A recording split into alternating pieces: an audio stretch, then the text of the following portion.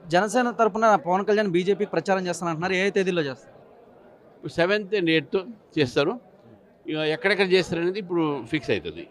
పవన్ కళ్యాణ్ వెళ్ళి ఏపీలో రాజకీయం చేసుకోవాలి, ఇక్కడ వద్దని పీసీసీ చీఫ్ మహేష్ కుమార్ గౌడ్ చెప్పారు. అదే రాహుల్ గాంధీ గారు ఇక్కడ రానియవద్దు అని ఢిల్లీలో చేసుకోమని చెప్పండి. ఏముంది అందులో?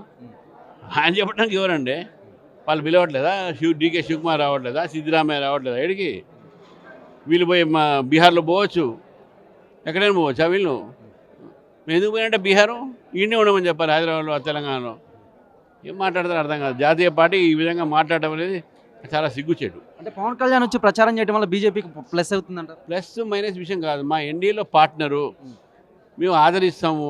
ఆయన ఒక క్యాంపెయిన్ డెఫినెట్గా ఎన్డీఏలో మా ఒక ఐక్యత్వాన్ని బయటపడుతుంది. డెఫినెట్గా ఆయన మాస్ లీడరు, ఒక మాస్ ఫిగరు. అదంతా ఎలక్షన్స్లో ప్రజలు చూస్తారు. అవన్నీ కూడా కాంగ్రెస్కి బీఆర్ఎస్కి గట్టి పోటీ ఇస్తుందంటారు బీజేపీ? కాంగ్రెస్ బీఆర్ఎస్ లేనే లేదు. ఫస్ట్ థింగ్ మేమే నెంబర్ 1లో ఉంటామని చెప్పి నాకు పూర్తి నమ్మకం.